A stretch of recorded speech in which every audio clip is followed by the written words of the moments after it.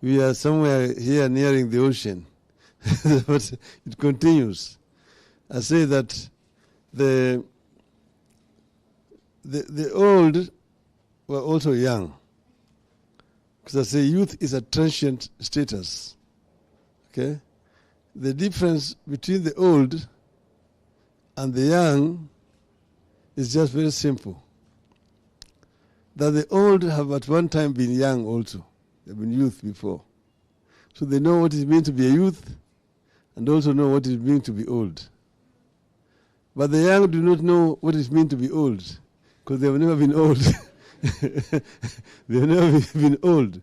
So the difference between the old and the young is what is called experience. Experience. You see somebody doing something, you see he's making a mistake, but let him learn from his mistake. Because they say, I wish I could advise him not to do what he's trying to do right now. But that is how the way of nature. Now, I have listened very carefully to what Tabitha said about the youth Yala. And we are here today, once again, at a crossroads as a country. They say the more things change, the more they remain. Yes. See, the Kenya as a country was founded in 1963 after a very long heroic struggle of the people of Kenya. I happened to have been present as a youth witnessing the struggle.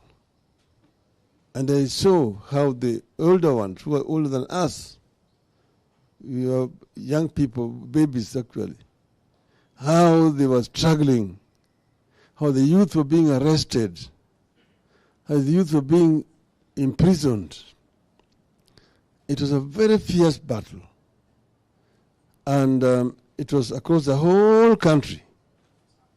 Those youth who fought at that time now, most of them are either dead or are now very old.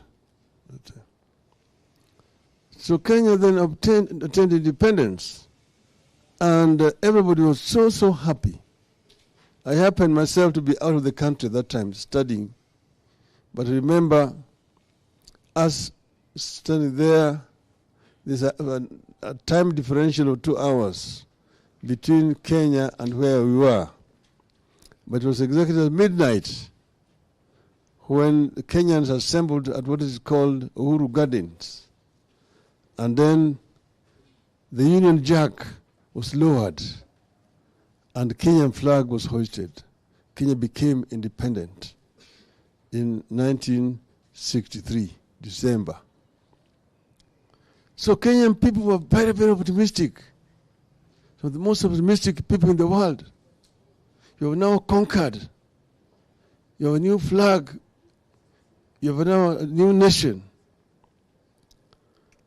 And we then had a fairly democratic constitution that separated powers. So you had the legislature, you had the executive, you had the judiciary. So you had a prime minister. At that time, Kenya was independent but not a republic. The head of state was the Queen of England and government. Then we had also a devolved system of government called Majimbo. Kenya was divided into 7 Majimbos, with Nairobi being designated as an extraterritorial county. These Majimbos were headed by presidents. Then now, what happened was when they were now writing the Republican Constitution, when Kenya was becoming a republic 1 year later, that is where things started going wrong. They now created a president out of a prime minister who was now both head of state and head of government. So the president is one time a head of state living in State House. At the same time, he's also the head of government.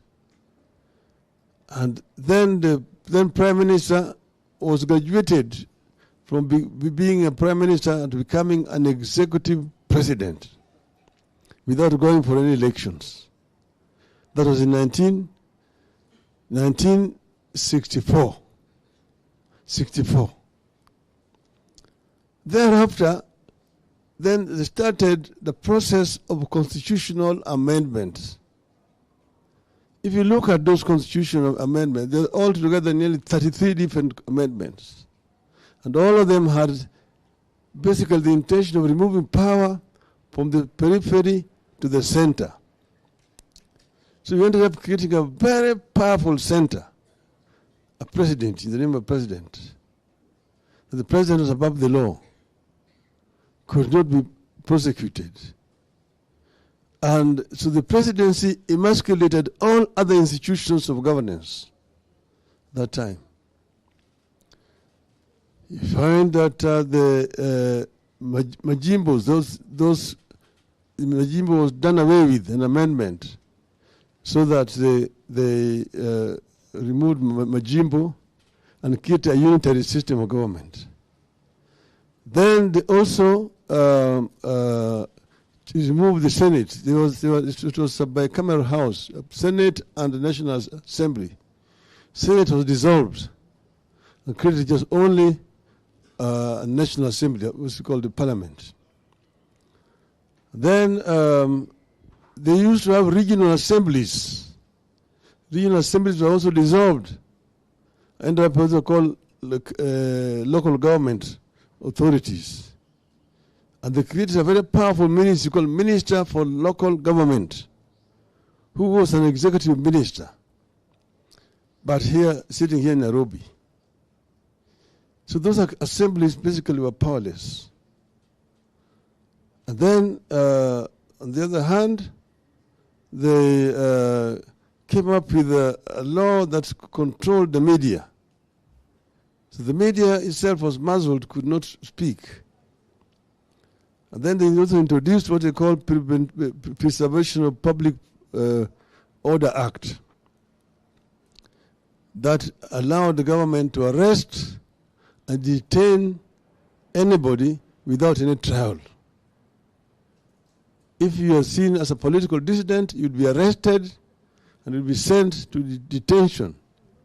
And you'll be held in detention at the pleasure of the president. Some people spent 2 years, 3 years, 5 years. Others spent up to 10 years in detention.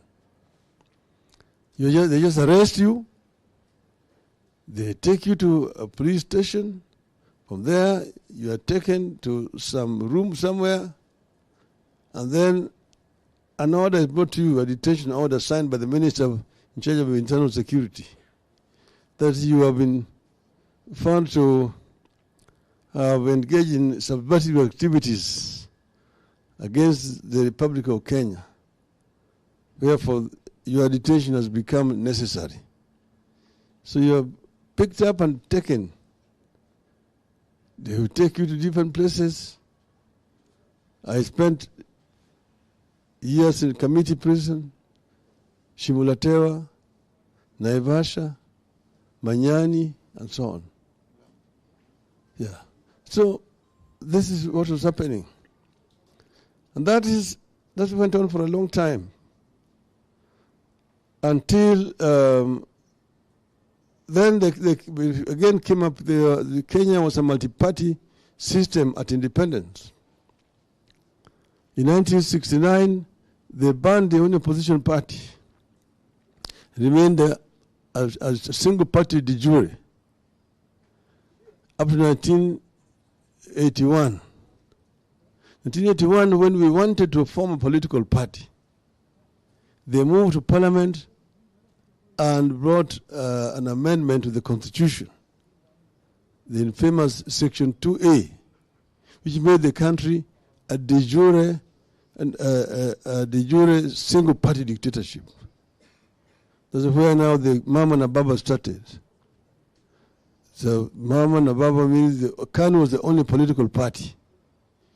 You could not join any other party, and if you want to be allowed to run for any position, you are to get clearance from the KANU officials.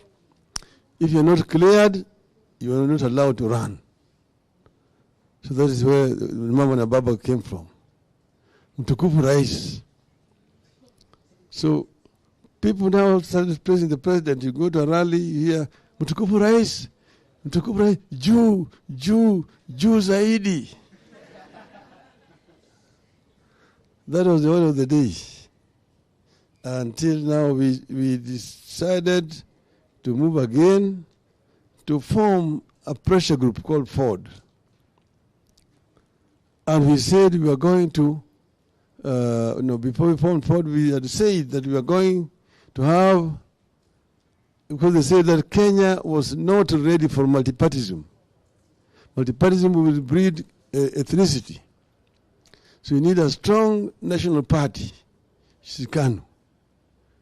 So we said that we want, Kenya is ready for multipartyism. And if you are doubting it, we want to go to Kamkunji and ask the people of Kenya if they are ready for multipartyism. Kenneth Matiba and Charles Rubia made the statement, and I joined them. And we decided that we were going to have a rally at Kamkunji on the 7th of July, 1990. 1390, 7th of July, that's what became known as Sabasaba, 1990. So we were mobilizing. Matiba was mobilizing matatus to get people to come to Kamkunji. I was mobilizing through the Gor Mahia group and Blue Union to get people to come to Kamkunji. On the 2nd of July, Matiba and Rubia were arrested. On the 4th of July, yours truly was arrested. And they were taken to detention. But when Wananchi turned up at Kamkunji and fought the police, and many people were shot and killed at that time.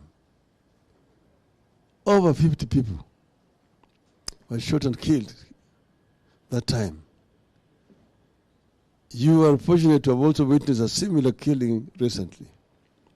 But you need to know that it happened in 1990, in July. But the Kenyan spirit did not die.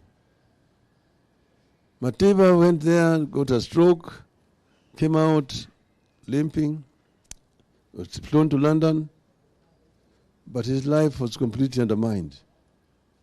Charles Obia came out there, he nearly lost his throat. He had gone surgery in detention. I am the one who came out strong.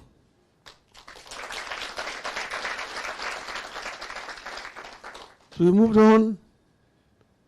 Later on, we formed a pressure group called FORD, Forum for Restoration of Democracy in Kenya. Now we are now the Young Turks. Now we have been joined by the group I mentioned to you. And we fought as the Young Turks until eventually when we brought in the older generation, Jaramogi, Shikuku,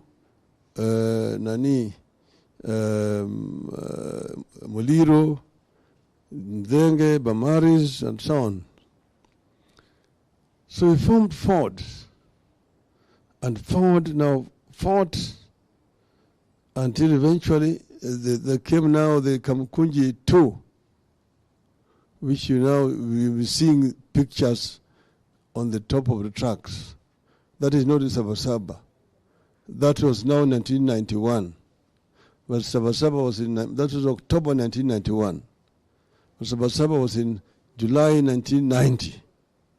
But by 1991, I had been whisked out of the country because they were looking for me again to pick me up for the 4th time.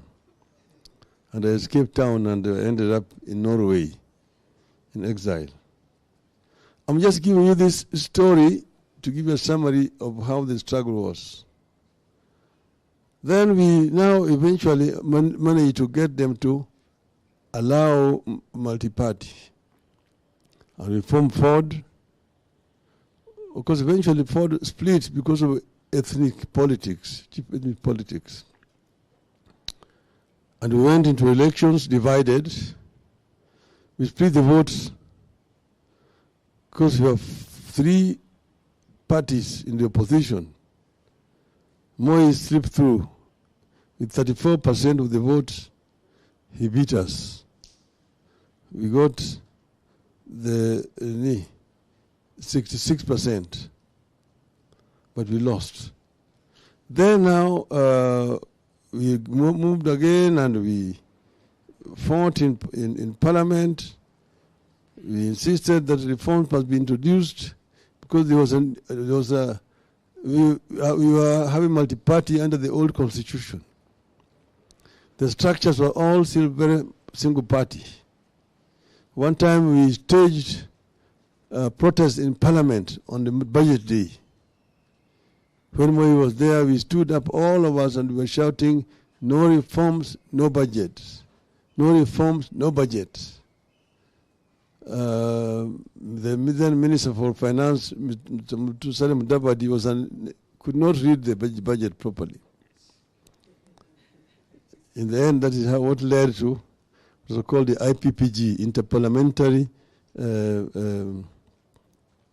interparliamentary group that came up with minimum amendments to the Constitution. But then eventually it took a longer time until eventually we now came up with a new Constitution. This new Constitution, of course, I moved the motion in Parliament to set up a select committee to spearhead the process of constitution review, which was passed, and I became the chairman of that committee, and we started the process of constitution review, ending up with a new constitution. I'm the one who appointed Yashpal Gai as the chairman of the Constitution Review Commission, and appointed all those commissioners.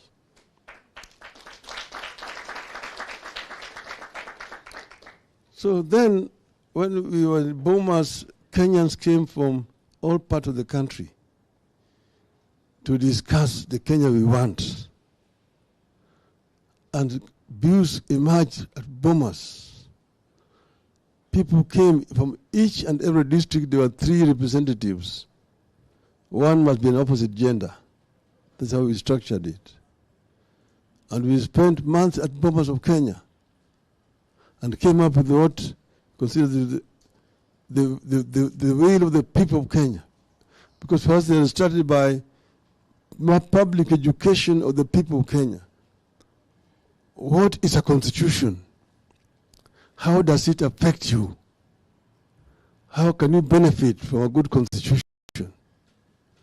So there are these public forums which were held, chaired by Professor Gai and his team, across the country.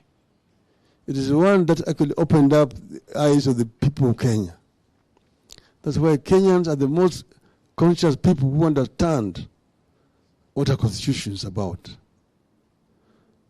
Then, after that, now we came up with the draft. But there are people who were opposing the structures that we are trying to introduce, particularly one, devolution. Devolution was opposed very seriously by the national government here. They don't want to let power go. But this devolution, I came about it when I was a shadow minister for local government. In those days, in parliament, you are the minister and you are the shadow in the opposition. So the shadow minister of local government. In that capacity, I went around the world. I went to Britain and looked at how their local government was working. England is a unitary system. Wales, they have a Wales Assembly. It's a devolved system. Scotland is a federal system. In Japan, they have a devolution system that worked very well. And that's the model that impressed me. And that is what we brought here. And we had 14 regions in the devolved system. But those who are at the center did not like it. They did not like devolution, and also did not like the structure of the executive. That's why after we passed it in Bomas, they went to court and stopped the commission from presenting it to Parliament. And then they took it to Kilifi, bastardized it, the senator from Kilifi here. Bastardized it. And then what they brought here, tulikataa. Tunambia yule msichana mrembo tulitoka naye kule Bomas mlipeleka wapi? Yeye mmeleta yule ambaye msanajisi mkambukiza ukimwi. Mnaleta hapa hatutaki. Sasa so you post it, that's where bananas and the oranges emerged. And in the end, when we went to the referendum, we defeated that draft constitution, So we did not have the constitution. We went for elections, divided, and you guys now are old enough to have been there in 2007, 2008. You saw what happened in this country. You saw what happened, what they did. And of course they were determined not to have us take power. And the chairman of the Electoral Commission was moved at a gunpoint to go and swear my opponent, whom had defeated hands down. Now we went on, and eventually in that arrangement we insisted that we must have a new constitution. We ended up with this kind of new constitution. Most important feature here is devolution. But because they did not want devolution, they decided to make them so tiny, small, so that they can be controlled from the center. From 14 that we had at the regional Bomas, they ended up with now 47 counties. You see? South Africa has only 9 provinces, a devolved system.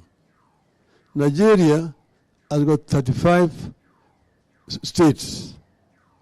But Nigeria's population is over 200 million people, and they're double the size of Kenya. But their units are much bigger. Here they wanted them to be very small. Now they even want to make them smaller. You heard what they were saying then in Bomas. So now, let me get to the point. The democracy can only be strong if institutions are strong.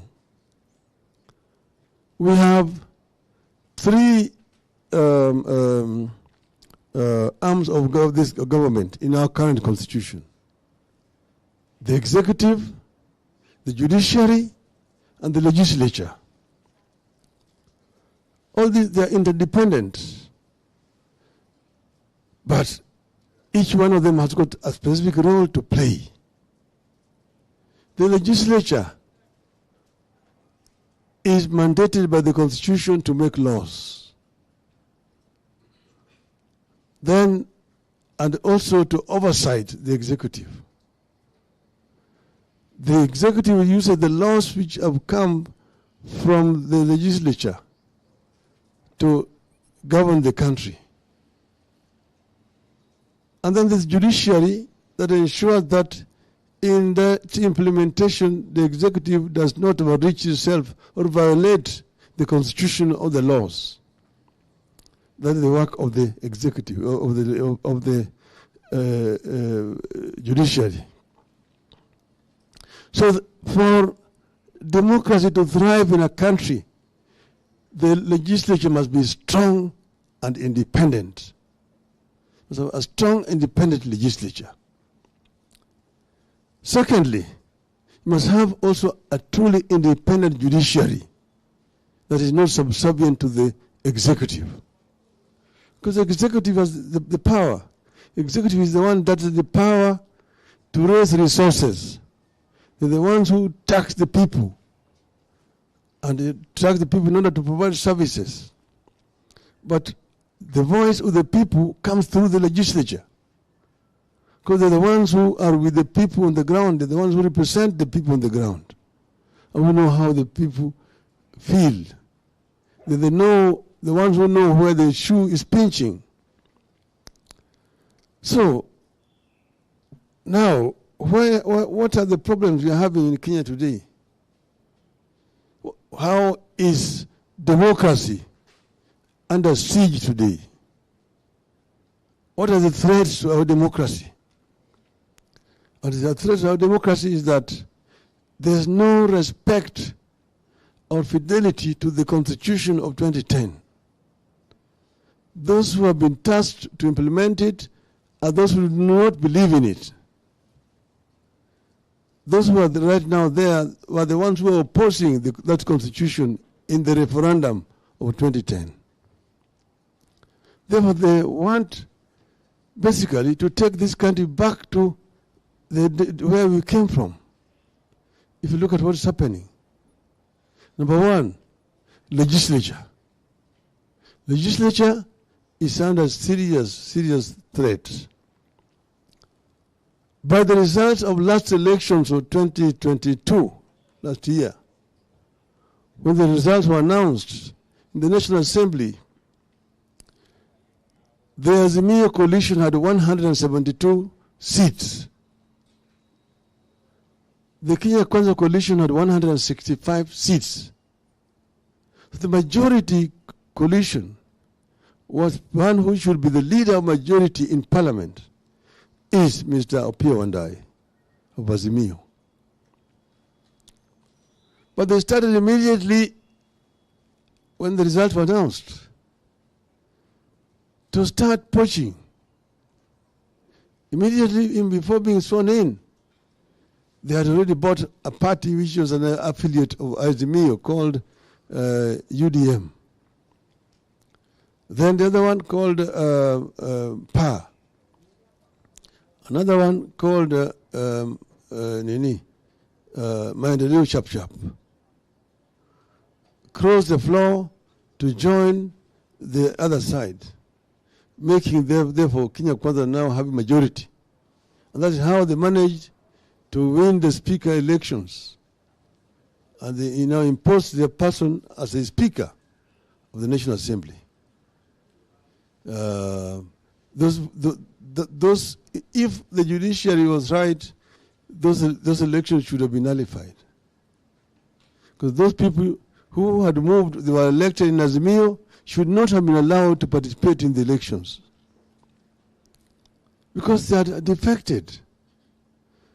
And under our laws, if you move from a party that sponsored you to elections, you are required to resign or lose your seat and go for a by-election. That has not happened. So now Kenya Kwanza is enjoying artificial majority in parliament. Then they went on again to now raid the other parties. You've seen members of ODM going to State House announcing that they are going to work with this Kenya Kwanza government. You are elected on an ODM ticket. If you want to work with Kenya Kwanza, resign, go back for a by-election and be re-elected and come back. Then they related now our other new party, Jubilee. Several members of Jubilee announced that they are now going to work with Kenya Kwanza. They are moving away from Azimio coalition without following the process that is provided for in law. You cannot just announce Azimio is a coalition, there's an agreement. If you want to remove, you must follow the process, because the leadership of Jubilee is very much still in Azimio. But members of Jubilee Party who are elected in Jubilee Party, they have Azimio, are now sitting on the other side of the house. So now you see, Parliament has completely been compromised. They are enjoying an artificial majority in Parliament. And now they can pass all the laws that they want. Bills are published, they're taken to the State House, members are called there, and they're told you must pass this bill as it is. When it comes to the House, there's even no debate. The Speaker normally should move a procedural motion to reduce the time that's allowed to members. In the old days when we were in that Parliament, you could speak for the whole day on a bill. There was no time limitation. And continue again the following day. Only when the time was closing near is when either you call the mover to reply, or you reduce the time.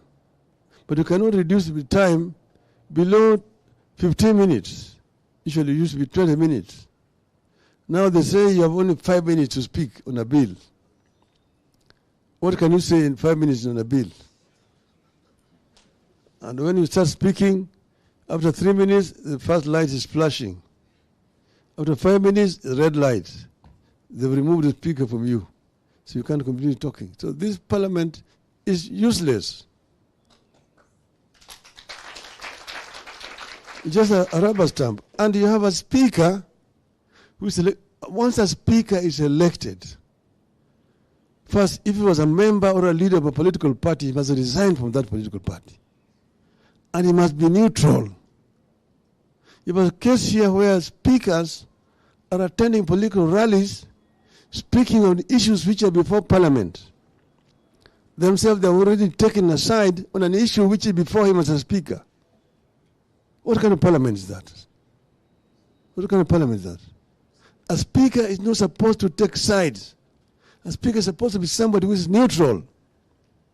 And you have a speaker who every weekend is accompanying members of Parliament on Harambes. He's the one giving the member money for Harambes, and he's going to take them there, and he's talking there now as Kenya Kwanza.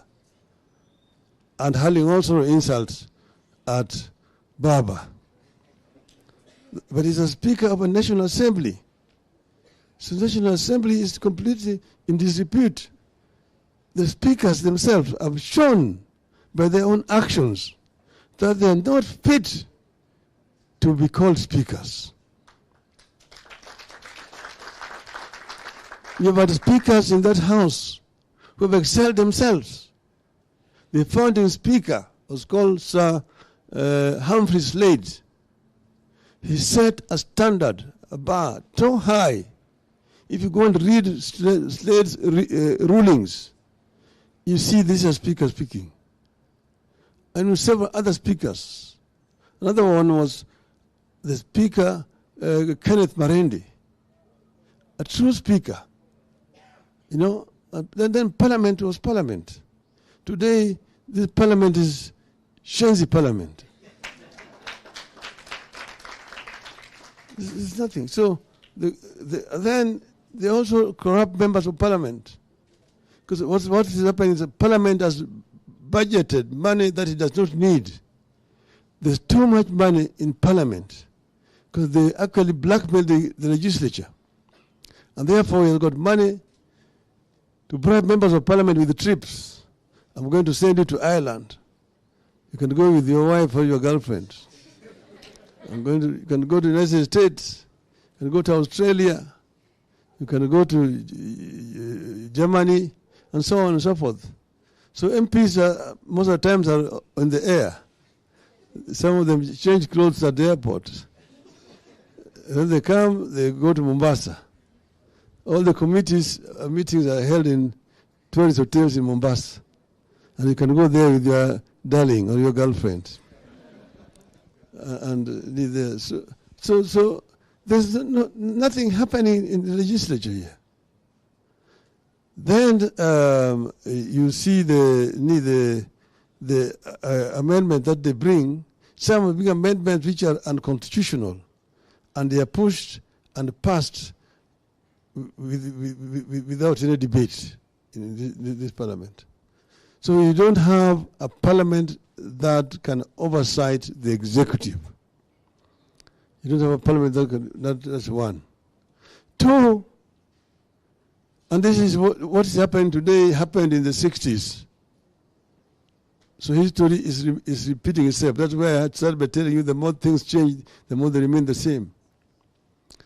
Two is now the issue of the judiciary. You see, judiciary, it's also been raided. Judiciary is now making rulings which are in favor of the executive. The executive can threaten you. You saw the senator for Busia, Okiya Mutata, challenging the finance bill in court. And he was told directly by the chief executive of the chief of the executive that you're wasting your time. I am the president of this country. You can never defeat me in court. I will defeat you.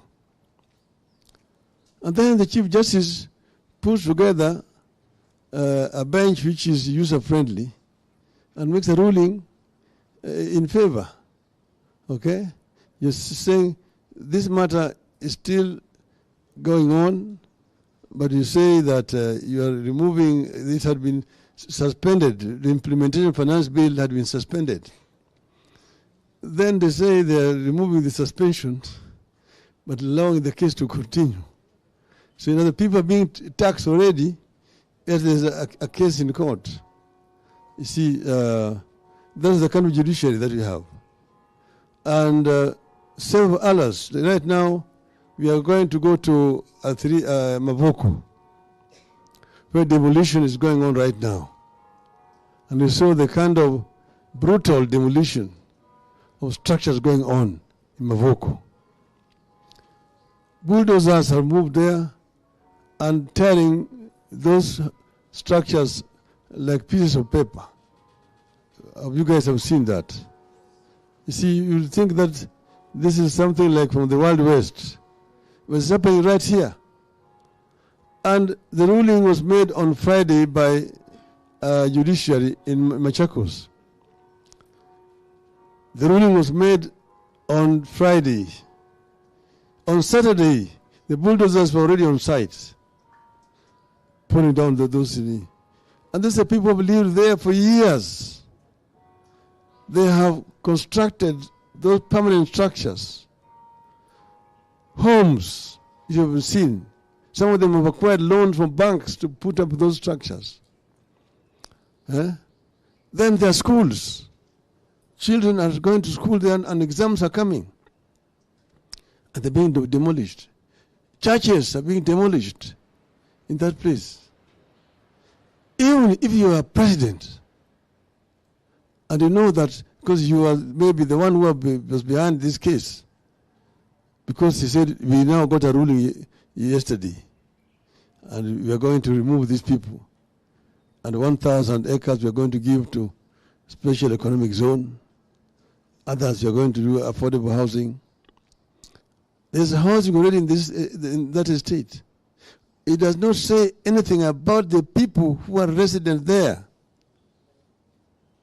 If you are responsible carrying government, even if there's a ruling, you first give these people notice.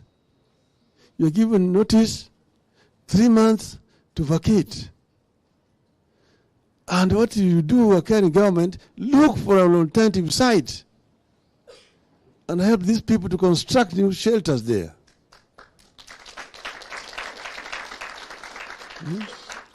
These are human beings.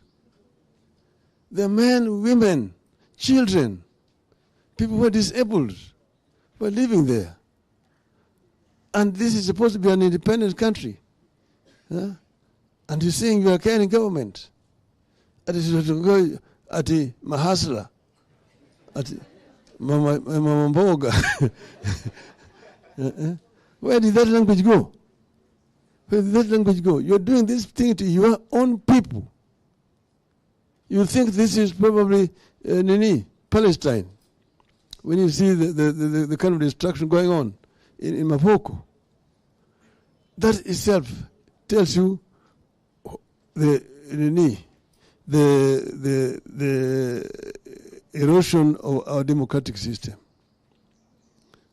That is, because we have a new constitution, but the gap is here between the constitution and the implementation.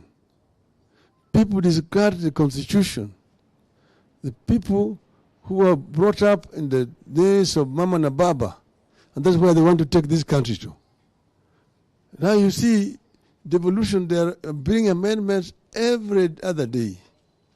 They're bringing bills every day. Like, for example, health. Health is a devolved system. Now they're going to up what they call the community health care system. They want to run from Nairobi. They refuse to give resources to the devolved systems. The counties, you had said should get minimum 15%. But now we're saying they should get 35%. They're not even getting that 15%. You see, the money you're keeping here, you want to go and do it yourself.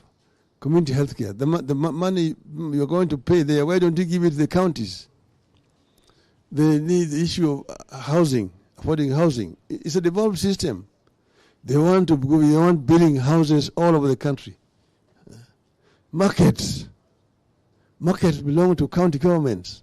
They want to build markets and hand it over to the counties. Industrial parks, they want to build it up here. If you take that money and put it in the kitty of the county government, you will go beyond 35%, even 40%. And then you remain to supervise from up here.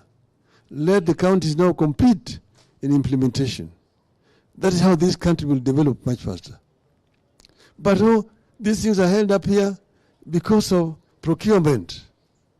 Who's going to do the tender? You see, that is another thing.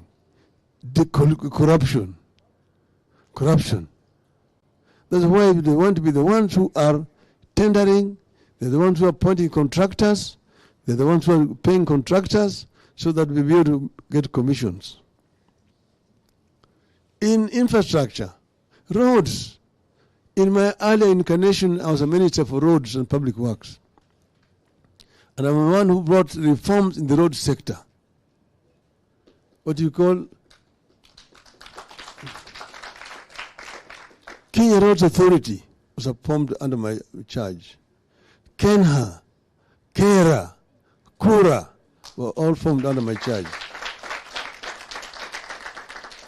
And I was working with the World Bank in these reforms, and I was really opposed and criticized for doing it.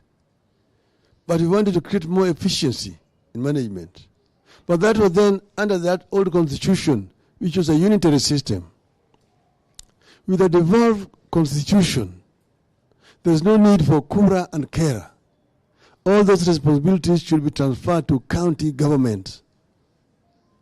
There's no reason at all why, apart from the highways that pass across Nairobi here, why the national government should be having roads in Kariako, having roads in Madare, having roads in here. There's no reason why. That should be the responsibility of Nairobi County government. There's no reason why this government should be having roads in Mombasa. At Kura, some road in Mombasa which Mombasa government cannot touch. In Kisumu, in Eldoret, in Nakuru. Why? And in the rural areas, so many roads in the rural areas, what you call rural access roads, which should be county government roads, but all still controlled by Nairobi here. They cannot even maram roads there because those roads are under the national government, and they refuse to take money down there. That's why the devolution is not working. Devolution is not working because it's not being empowered to work. You see the Ministry of Health budget this year has grown by 17% at the national level. And most of it is recurrent. That money should go down. Those people should go and work in the county government. The national government should only be dealing with level 5 and 6 of hospitals. Leave level 4 downwards to county governments. Then the health sector will be efficient. So down there, nurses and doctors are going on strike because they're not being paid. Why? Because the county government is not getting the money. You're blaming counties for fault which is not theirs. So the constitution is under threat. I mean, the devolution is under threat. So what am I saying therefore? I'm saying that our democracy is under siege. Our democracy is under siege because of state capture. State capture of the institutions, of the legislature, which has been completely captured and castrated, and of the judiciary. And all other independent institutions are all under threat by this regime. So therefore, I say that we need to unite as a people and rescue our democracy. I want you to remember the words of Ronald Reagan, who was former president of the United States. And he said this way: freedom is never more than one generation away from extinction. We didn't pass it on to our children in the bloodstream. The only way they can inherit the freedom we have known is if we fight for it, protect it, defend it, and then hand it to them with the well-fought lessons of how they in their lifetime must do the same. And if you and I don't do this, then you and I may well spend our sunset years telling our children and our children's children what it once was like in America when men were free.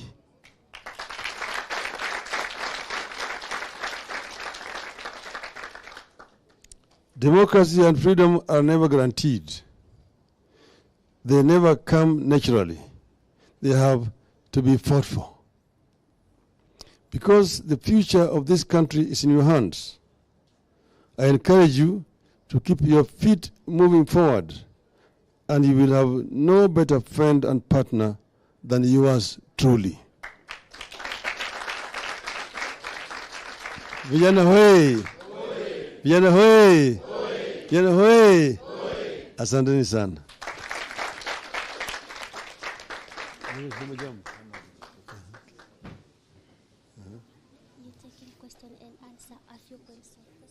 So I've been asked to take a Q&A shortly. Question? Give a mic.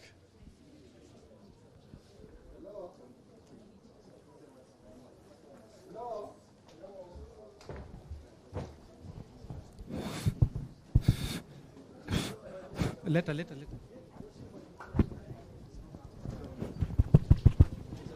Yala power!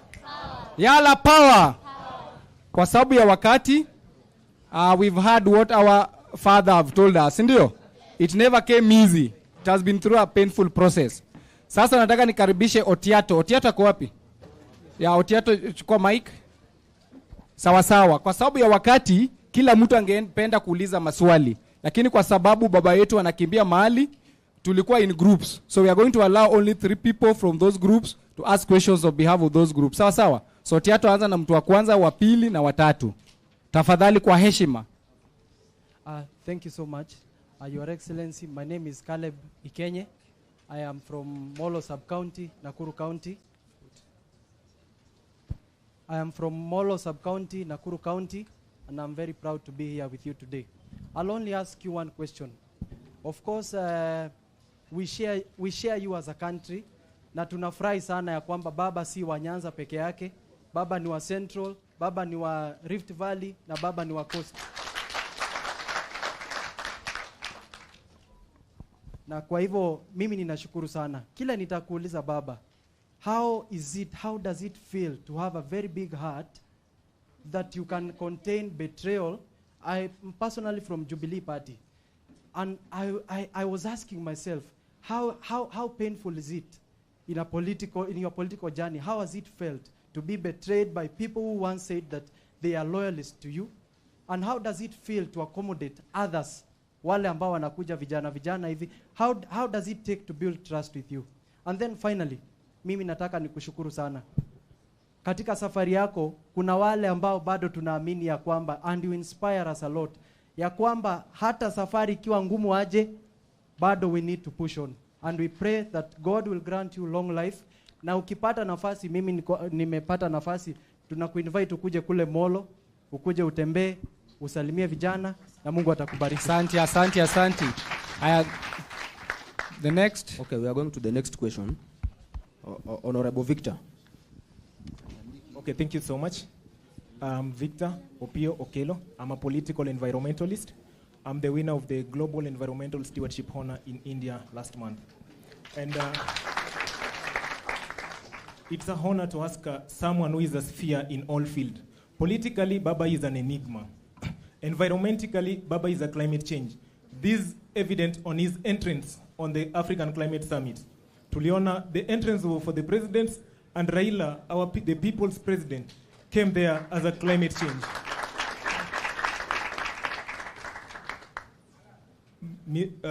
His Excellency, Baba the Sixth. This is my question. There is a say in West Africa that what we do today, we need to echo to our children's children. I'm really disturbed. Not politically, not politically alone, but environmentally wise. I announced I wanted to do a tree census in Nairobi. I had so many calls and I was one not to continue with that thing. Just as a matter of climate change and also politically, being a political environmentalist, we're really frustrated going to the relevant offices as a young man. I'm a Kenyan. I've planted up to 58,000 indigenous trees, 712 fruit seedlings in schools. But when we had some illusion that there was still existing some humanity, some basic respect for the law and human rights in the Kenya Kwanza regime. We were holding on to the promise Mr. William Ruto made during the campaigns that the forceful evictions and demolition of dwellings would be a thing of the past. It is a fact that in July 2022, during the launch of the Kenya Kwanza Manifesto, Ruto promised that he would put to an end the culture of illegal evictions of people and property demolition if elected president.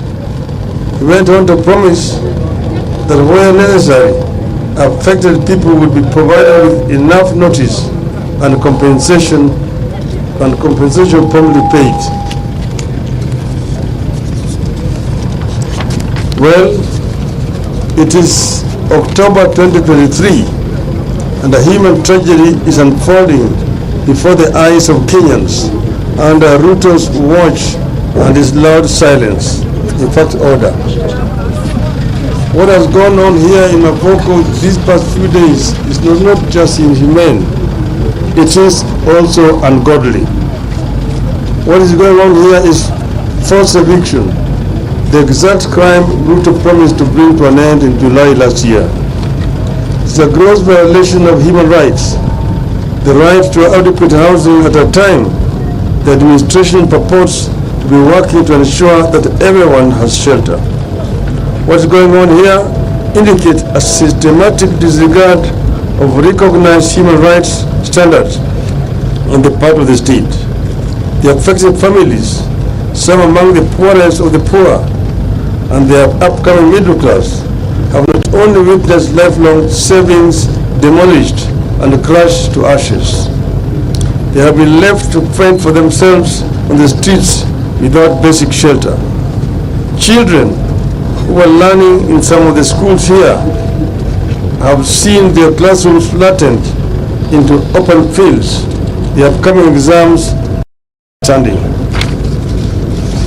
A regime whose top leadership never missed an opportunity to show that they are deputies of Christ is presiding over the demolition of houses of worship. The evictions have taken place just as the rains are beginning to set in. They are taking place in bad weather without any compensation, alternative accommodation, or access to safe and secure food, safe drinking water and sanitation and medical services. The evictions have been accompanied by the excessive use of force by the police and local authorities. They have been intended to inflict inhuman pain and damage, and you can see my back. There are reports of injuries and theft of property belonging to the people whose suffering and loss is already too grim. There was definitely no or inadequate prior eviction notice. Kenyans in 2009 evictions and resettlement guidelines require notice to be written or published in the official government gazette 90 days ahead of time. Yet, within minutes of a court ruling, people have lost their homes and their livelihoods. People have been left homeless and destitute, without means of earning a livelihood and with no effective access to legal or other remedies. Nobody gave these people a chance to pursue further legal redress. Someone who seemed to have known how the court was going to rule stood ready to swing into action and inflict maximum pain on residents immediately the ruling was made. Above all, this destruction of life, lifelong savings of people has come at a time that Kenyans are struggling with extremely high taxes, high cost of living, and a collapsing Kenya shilling. Without compensation, those who have lost homes will certainly never be able to rebuild.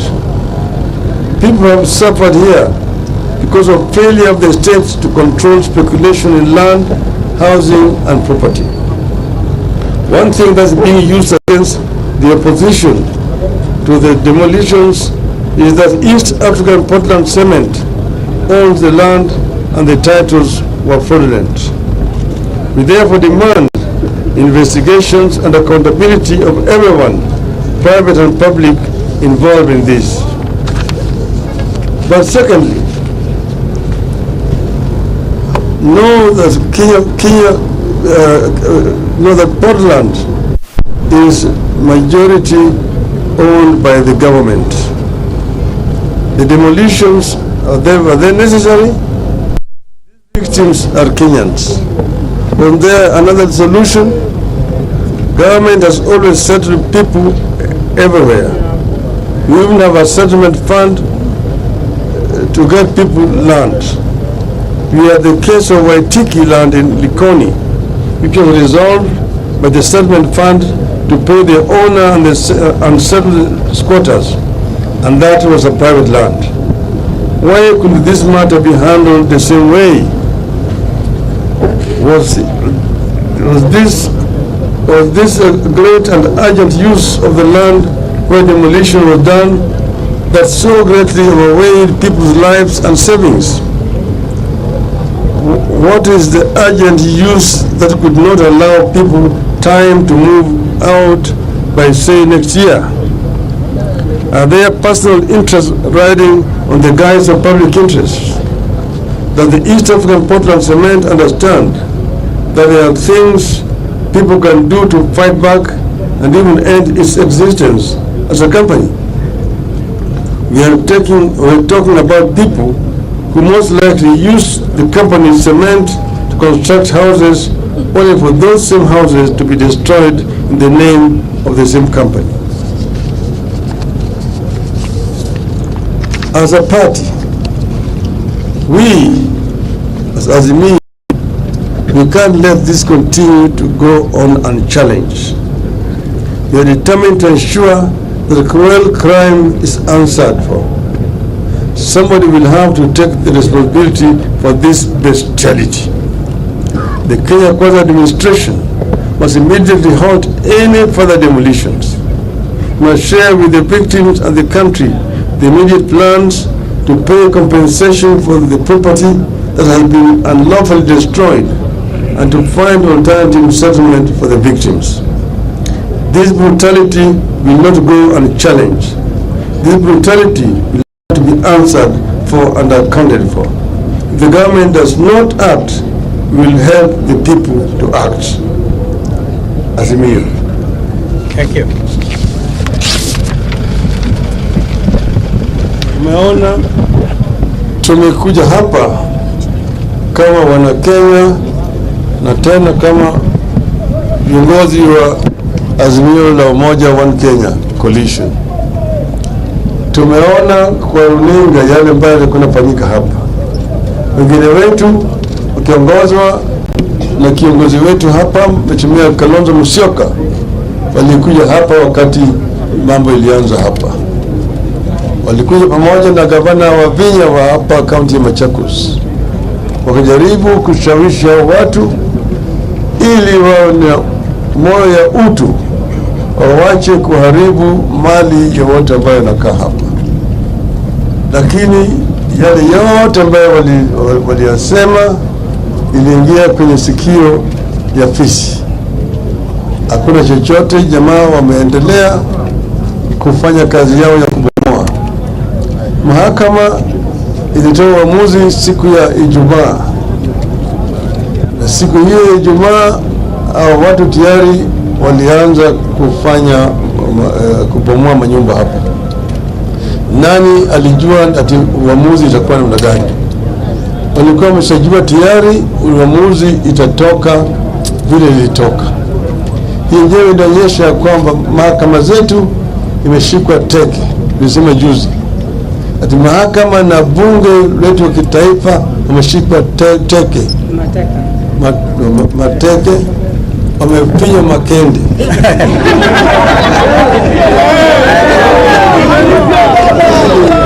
Sasa tuko na bunge hanithi, haina chochote.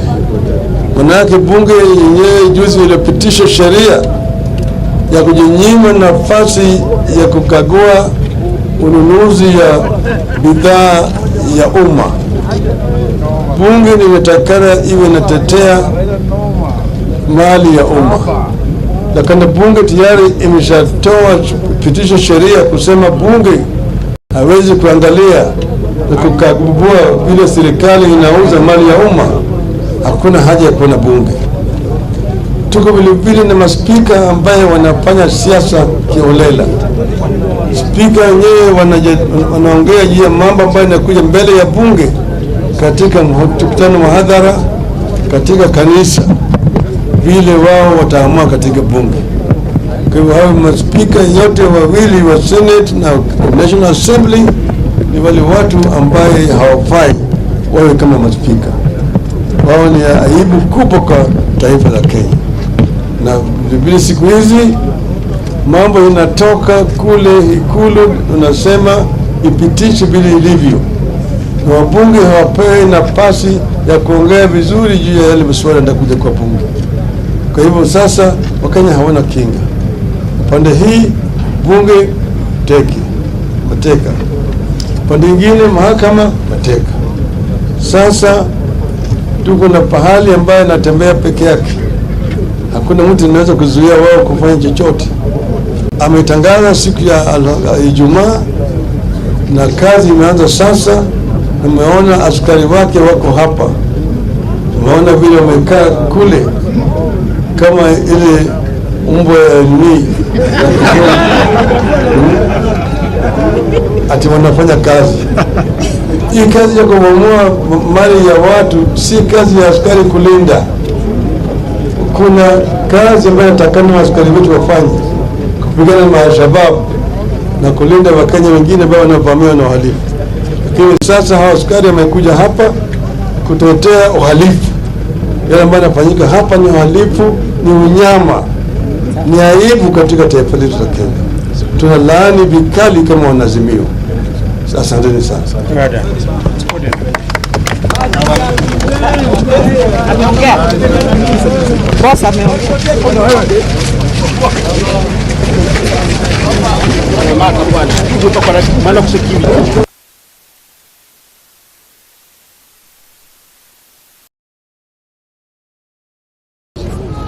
We are not destructive people. It is respected, Mheshimiwa. It's only that it's not timely. Our supporters.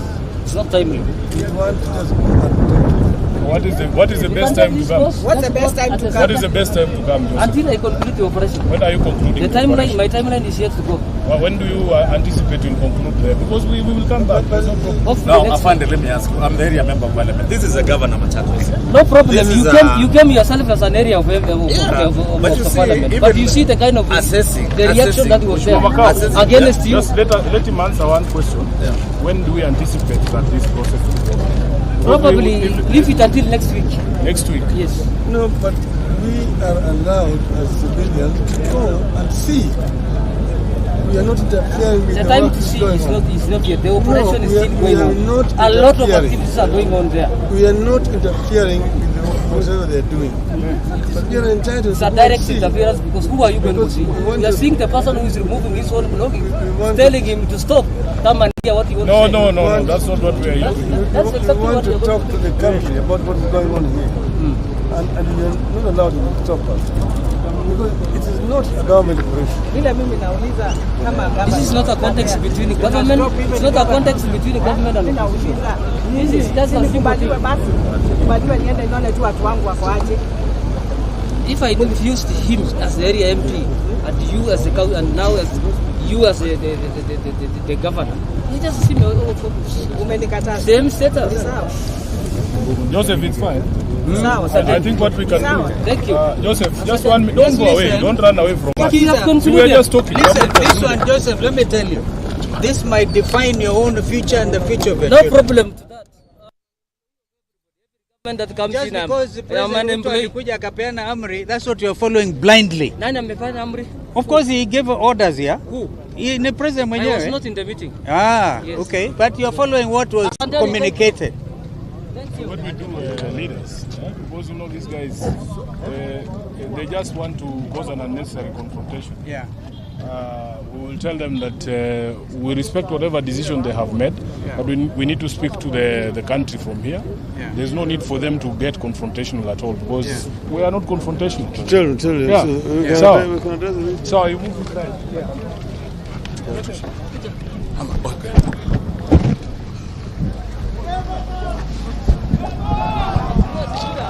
We're going back. I'm telling you, we're going back. There's no need for you to get confrontational. Okay? Thank you. Thank you, boss. Wapi watu wako watulie tu, si hatuna maneno. Just chukua tu.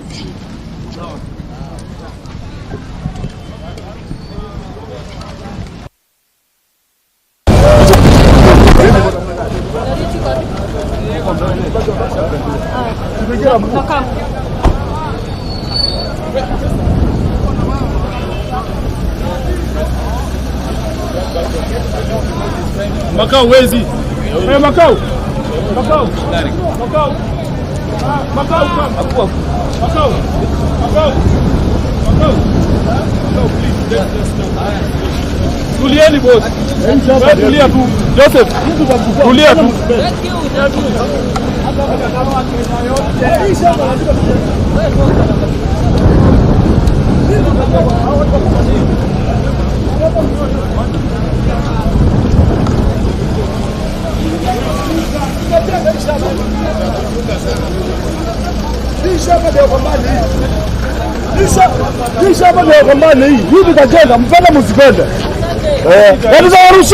Tutawarushia Na unajua kazi itaisha. Pata nyinyi.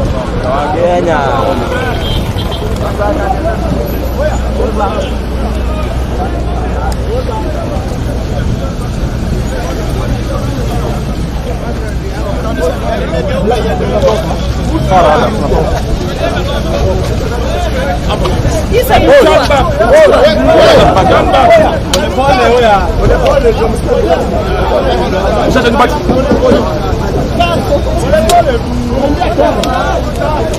Mheshimiwa Makao, just go.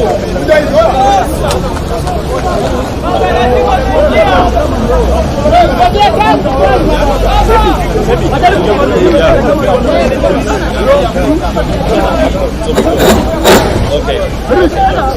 But I need this vehicle to pass.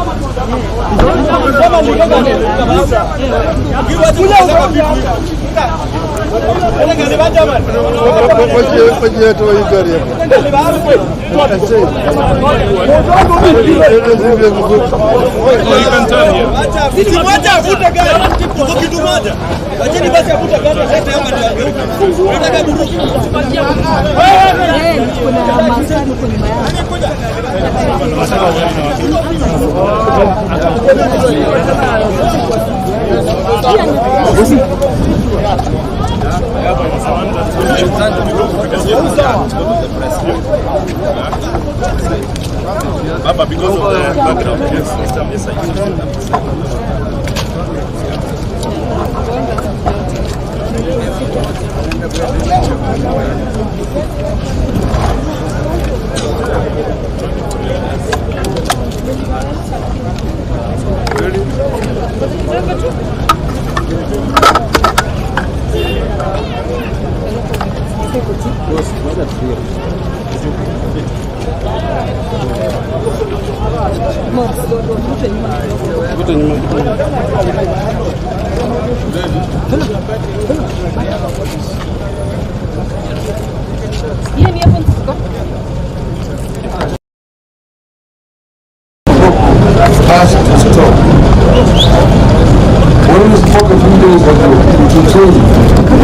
demolitions and evictions that were beginning in Mavoko, we had some illusion that there was still existed some humanity, some basic respect for the law and human rights in the Kenya Kwanza regime. We were holding on to the promise Mr. William Ruto made during the campaigns that the forceful evictions and demolition of dwellings would be a thing of the past. It is a fact that in July 2022, during the launch of the Kenya Kwanza Manifesto, Ruto promised that he would put to an end the culture of illegal evictions of people and property demolition if elected president. He went on to promise that where necessary, affected people would be provided with enough notice and compensation promptly paid. Well, it is October 2023 and a human tragedy is unfolding before the eyes of Kenyans under Ruto's watch and his loud silence, in fact order. What has gone on here in Mavoko these past few days is not just inhumane, it is also ungodly. What is going on here is forced eviction, the exact crime Ruto promised to bring to an end in July last year. It's a gross violation of human rights, the right to adequate housing at a time the administration purports to be working to ensure that everyone has shelter. What's going on here indicates a systematic disregard of recognized human rights standards on the part of the state. The affected families, some among the poorest of the poor, and their upcoming middle class have not only witnessed lifelong savings demolished and crushed to ashes, they have been left to fend for themselves on the streets without basic shelter. Children who are learning in some of the schools here have seen their classrooms flattened into open fields, the upcoming exams standing. A regime whose top leadership never missed an opportunity to show that they are deputies of Christ is presiding over the demolition of houses of worship. The evictions have taken place just as the rains are beginning to set in. They are taking place in bad weather without any compensation, alternative accommodation, or access to safe and secure food, safe drinking water and sanitation and medical services. The evictions have been accompanied by the excessive use of force by the police and local authorities. They have been intended to inflict inhuman pain and damage, and you can see my back. There are reports of injuries and theft of property belonging to the people whose suffering and loss is already too grim. There was definitely no or inadequate prior eviction notice. Kenyans in 2009 evictions and resettlement guidelines require notice to be written or published in the official government gazette 90 days ahead of time. Yet, within minutes of a court ruling, people have lost their homes and their livelihoods. People have been left homeless and destitute, without means of earning a livelihood and with no effective access to legal or other remedies. Nobody gave these people a chance to pursue further legal redress. Someone who seemed to have known how the court was going to rule stood ready to swing into action and inflict maximum pain on residents immediately the ruling was made. Above all, this destruction of life, lifelong savings of people has come at a time that Kenyans are struggling with extremely high taxes, high cost of living, and a collapsing Kenya shilling. Without compensation, those who have lost homes will certainly never be able to rebuild.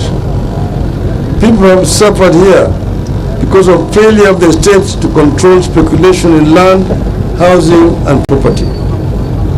One thing that's being used against the opposition to the demolitions is that East African Portland Cement owns the land and the titles were fraudulent. We therefore demand investigations and accountability of everyone, private and public, involved in this. But secondly, know that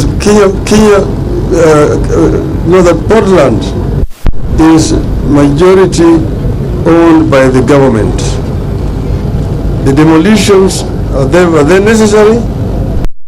Victims are Kenyans. Was there another solution? Government has always settled people everywhere. We even have a settlement fund to get people land.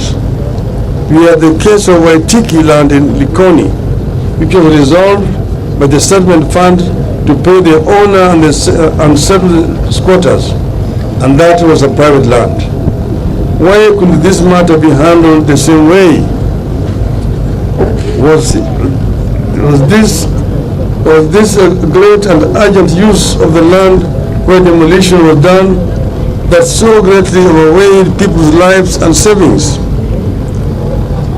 What is the urgent use that could not allow people time to move out by, say, next year? Are there personal interests riding on the guise of public interest? Does the East African Portland Cement understand that there are things people can do to fight back and even end its existence as a company? we're talking about people who most likely use the company's cement to construct houses, only for those same houses to be destroyed in the name of the same company. As a party, we, as Azimio, we can't let this continue to go on unchallenged. We are determined to ensure that cruel crime is answered for. Somebody will have to take the responsibility for this bestiality. The Kenya Kwanza administration must immediately halt any further demolitions. We must share with the victims and the country the immediate plans to pay compensation for the property that has been unlawfully destroyed and to find alternative settlement for the victims. This brutality will not go unchallenged. This brutality will have to be answered for and accounted for. If the government does not act, we will help the people to act. Azimio. Thank you. Tumeona tumekuja hapa kama wana Kenya na tena kama viongozi wa Azimio la Umoja One Kenya Coalition. Tumeona kwa runinga yale ambayo yalikuwa yanafanyika hapa. Wengine wetu wakiongozwa na kiongozi wetu hapa Mheshimiwa Kalonzo Musyoka walikuja hapa wakati mambo ilianza hapa. Walikuja pamoja na gavana wa Vinya wa hapa kaunti ya Machakos. Wakajaribu kushawishi watu ili wawe na moyo ya utu, wawache kuharibu mali ya wote ambayo wanakaa hapa. Lakini yale yote ambayo waliyasema iliingia kwenye sikio ya fisi. Hakuna chochote, jamaa wameendelea kufanya kazi yao ya kubomoa. Mahakama ilitoa uamuzi siku ya Ijumaa. Na siku hiyo ya Ijumaa watu tayari walianza kufanya kubomoa manyumba hapa. Nani alijua ati uamuzi itakuwa namna gani? Walikuwa wameshajua tayari uamuzi itatoka vile ilitoka. Hii ndio inaonyesha kwamba mahakama zetu imeshikwa teke. Nilisema juzi ati mahakama na bunge letu wa kitaifa wameshikwa teke. Mateke wamepinya makende.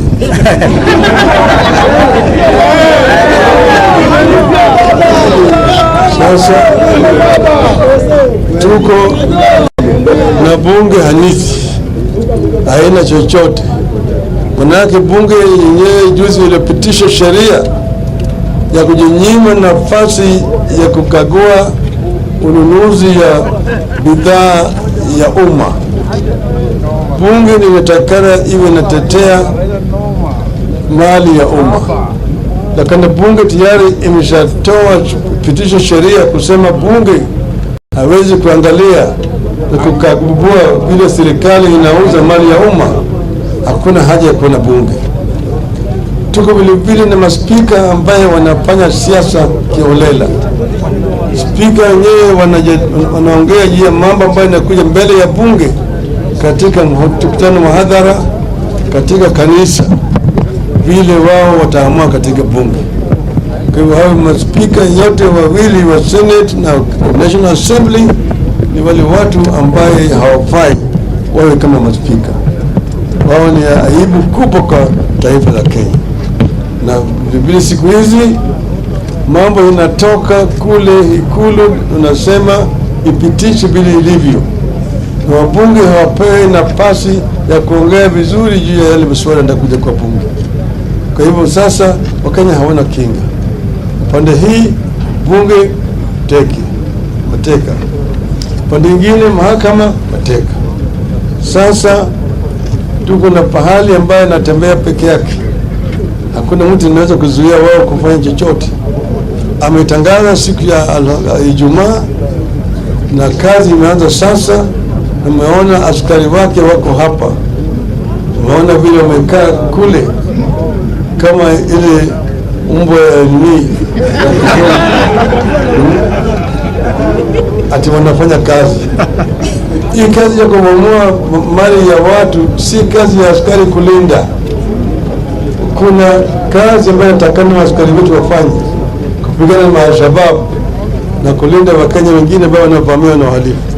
Lakini sasa hao askari wamekuja hapa kutetea uhalifu. Yale ambayo yanafanyika hapa ni uhalifu, ni unyama, ni aibu katika taifa letu la Kenya. Tunalaani vikali kama wanazimio. Asanteni sana.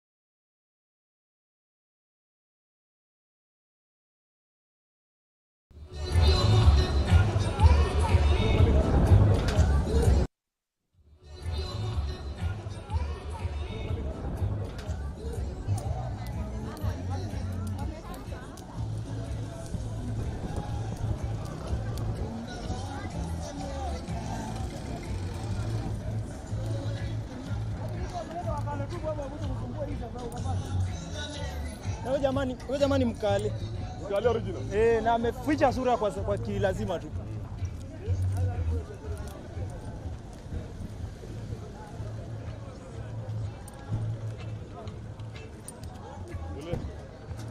Ule roba. Asiende.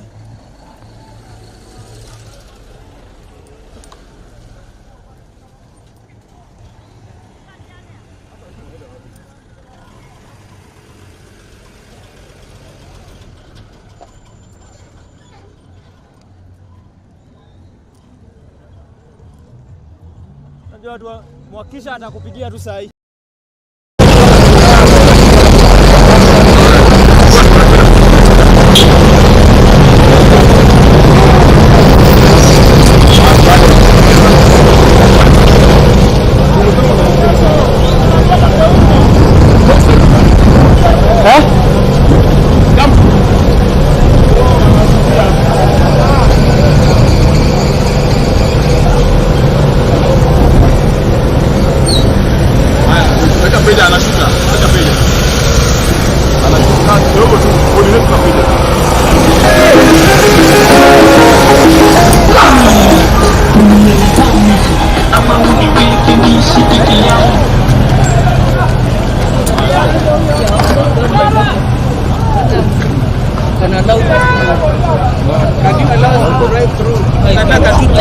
I can't because it will interrupt what is going on.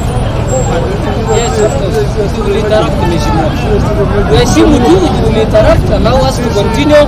You convene your meeting elsewhere, meet people elsewhere. But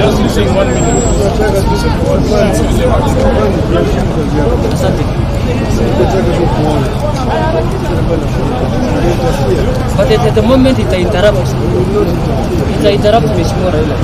It interrupts.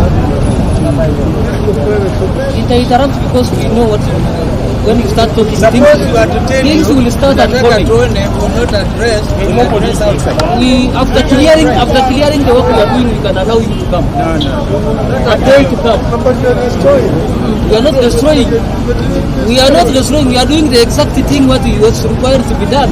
Bringing the land back to the original place. It is not the work of police, but it is not the work of the police. It's a private property. The people demolishing are doing the private property. It's not the government's work. It's not the government's work. I think there is a middle ground here. we drive through these are senior leaders. I cannot. Hata chakula mnakataza. I cannot. Mheshimiwa knew what happened when he came last Sunday. What happened? He knows himself. He can tell you. What happened? I came in and you refused me to talk to people. You told yourself people chased you away. How? They told you leave us alone. We are peaceful. We don't require you at this hour. That's exactly what happened. Now if we come in big delegation like this, we can't. Everything will go wrong there. And people are very, very peaceful. Even us, they want just assistance to be guided to remove their things. Because we are also peaceful people. What we are saying is this, there's a middle ground. Just 1 minute. The way you have formed yourselves up, 1 minute. There is an indicator something will not. 1 minute only. I want to explain. Just listen to Prime Minister. We are opposition leaders. We are the government. The government on one side, we are on this other side. You need to respect the opposition. We are not destructive people. It is respected, Mheshimiwa. It's only that it's not timely. Are our supporters. It's not timely. We want to just go and talk to them. What is the best time to come? What's the best time to come? What is the best time to come, Joseph? Until I conclude the operation. When are you concluding the timeline? My timeline is yet to go. When do you anticipate you'll conclude there? Because we will come back. Now, Afande, let me ask you. I'm the area member of parliament. This is a governor Machakos. No problem. You came yourself as an area of the parliament. But you see the kind of the reaction that was there against you. Just let him answer one question. Yeah. When do we anticipate that this process will go? Probably leave it until next week. Next week? Yes. No, but we are allowed as civilians to go and see. We are not interfering with the time to see is not yet. The operation is still going on. A lot of activities are going on there. We are not interfering with whatever they are doing. But we are entitled it's a direct interference because who are you going to see? You are seeing the person who is removing his own belongings, telling him to stop. Come and hear what he wants to say. No, that's not what we are using. We want to talk to the country about what is going on here. And we are not allowed to stop us. Because it is not a government operation.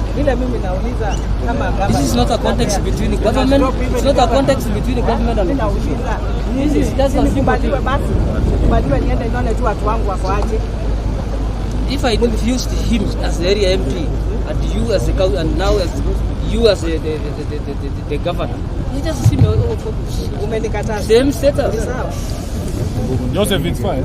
I think what we can do. Thank you. Joseph, just 1 minute. Don't go away. Don't run away from us. We are just talking. Listen, this one, Joseph, let me tell you. This might define your own future and the future of your children. No problem to that. That comes just in, because the president alikuja akapeana amri, that's what you're following blindly. Nani amefanya amri? Of course he gave orders here. Who? The president mwenyewe. I was not in the meeting. Yes. Okay. But you're following what was communicated. What we do, leaders, because you know these guys, they just want to cause an unnecessary confrontation. Yeah. We will tell them that we respect whatever decision they have made, but we need to speak to the country from here. Yeah. There's no need for them to get confrontational at all, because we are not confrontational. Tell them. Yeah. So you move it right. Yeah.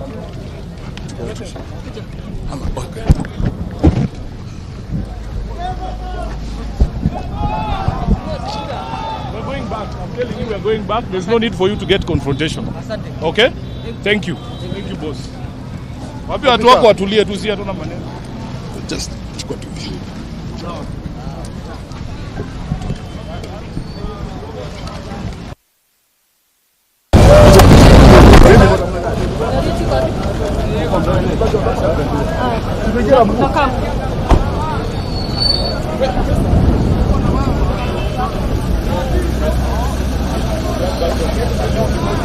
Makao wezi. Makao. Makao. Makao. Makao. Makao. Makao. Please. Tulieni boss. Tulia tu. Joseph. Tulia tu.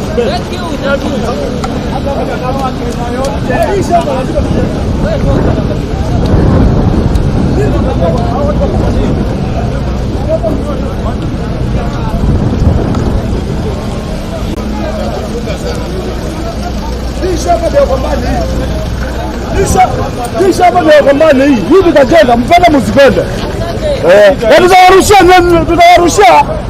Na unajua kazi itaisha. Pata nyinyi. Kenya.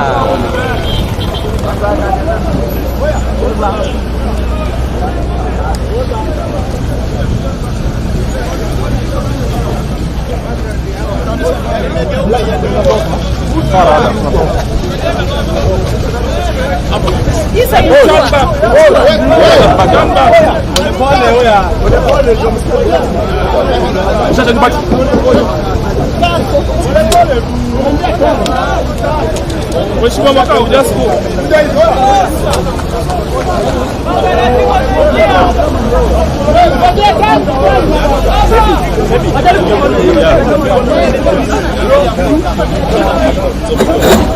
Okay. But I need this vehicle to pass.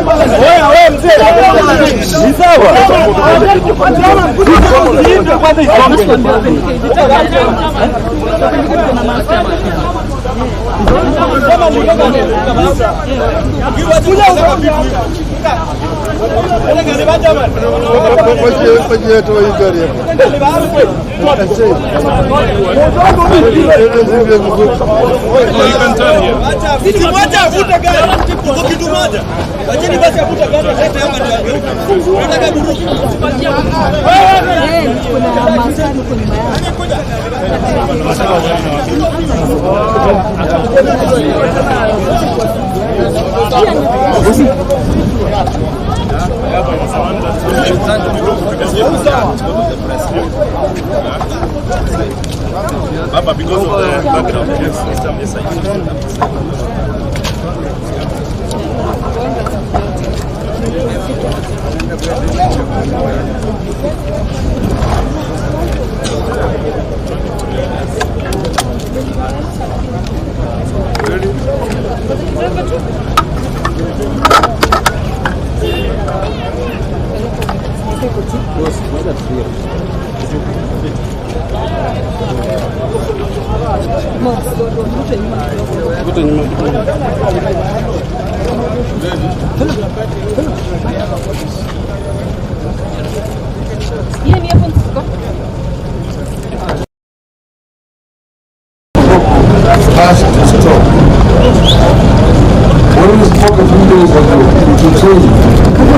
Demolitions and evictions that were beginning in Mavoko, we had some illusion that there was still existed some humanity, some basic respect for the law and human rights in the Kenya Kwanza regime. We were holding on to the promise Mr. William Ruto made during the campaigns that the forceful evictions and demolition of dwellings would be a thing of the past. It is a fact that in July 2022, during the launch of the Kenya Kwanza Manifesto, Ruto promised that he would put to an end